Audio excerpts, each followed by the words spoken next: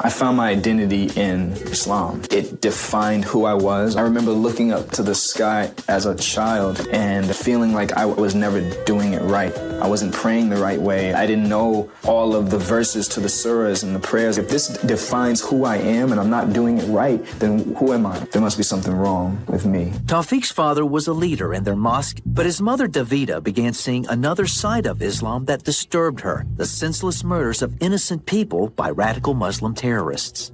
I was just very unhappy, uncomfortable, and I just wanted a change. When I walked away from Islam, I didn't walk away from Islam into something else. I walked away into nothing. Then she started attending a Christian church with a friend. Eventually, Davida accepted Jesus Christ as her savior. She hoped her children would follow, but was met with much resistance. To let go of Islam is to let go of my identity. It's to let go of my father and everything I knew. And to being taken to this church where they were telling me to believe all the stuff that I had been told all my life is idolatry and blasphemous and hell-worthy was no easy task. His mother knew the best thing she could do was pray. Not only praying myself for him, but praying with others for him and just trusting and believing God every step of the way. I wanted to chase my sin, and she was very intentional about blocking me. I'm high all the time. My mother was still taking me to the church, still being there for me. When his cousin heard that Tawfiq had been attending a Christian church, he kicked him out.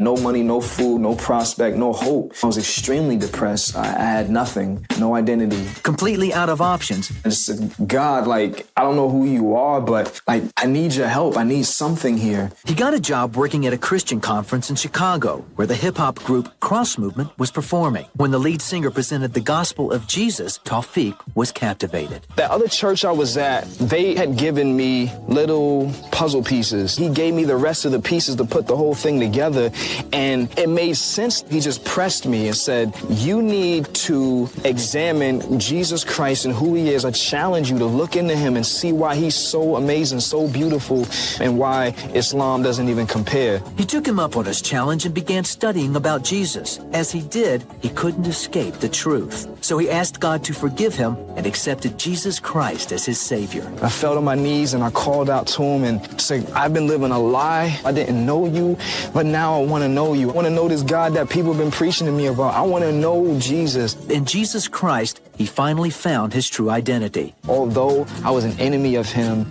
he saw fit to love me and send his son to die for me, to wash my sins away, that I don't have to face his wrath. I am thankful to be a recipient of grace, to be a vessel of mercy. I'm thankful to be saved.